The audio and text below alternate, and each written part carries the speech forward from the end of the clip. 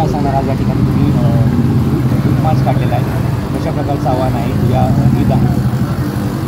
बरोबर आहे, आगामी काळात ईद, त्याचबरोबर रामनवमी, रामचंद्रांची रामनवमी आहे, गुढीपाडवा आहे आणि आगामी सणांमध्ये जनतेमध्ये उत्साह आहे. मोठ्या प्रमाणात शहरी भाग असलेले व्यापारी करण जास्त आहे आणि ते मोठ्या प्रमाणात सर्व जिल्ह्यातून लोक येत असतात आणि त्या सर्व स्थितीला सांभाळण्यासाठी पोलीस दल सक्षम आहे. हा मेसेज देण्यासाठी आम्ही पोलीस सदर बाजार आणि खदिम जालना यांच्या संयुक्त वतीने आम्ही जवळपास 200 कर्मचाऱ्यांचा आणि अधिकाऱ्यांचा रूट मार्च इथून घेतलेला आहे आणि सर्व मिश्र वस्तींमधून आम्ही पोलीस दल रूट मार्च घेऊन सर्वांना शांततेचं आवाहन करत आहोत आणि त्याचप्रमाणे सर्वांना विश्वास देत आहोत की कुठल्याही परिस्थितीसाठी सामना करण्यासाठी पोलीस दल सज्ज आहे. सर, कुठून कुठपर्यंत रूट मार्च करणार? जवळपास मामा चौकातून रूट मार्च निघालेला आहे. मामा चौक, सावरकर चौक, उडपी चौक आणि इतरही मार्गाने शहराच्या मार्गातून हा रूट मार्च काढलेला आहे. काय आव्हान करायला यानिमित्त? आव्हान असं आहे की आगामी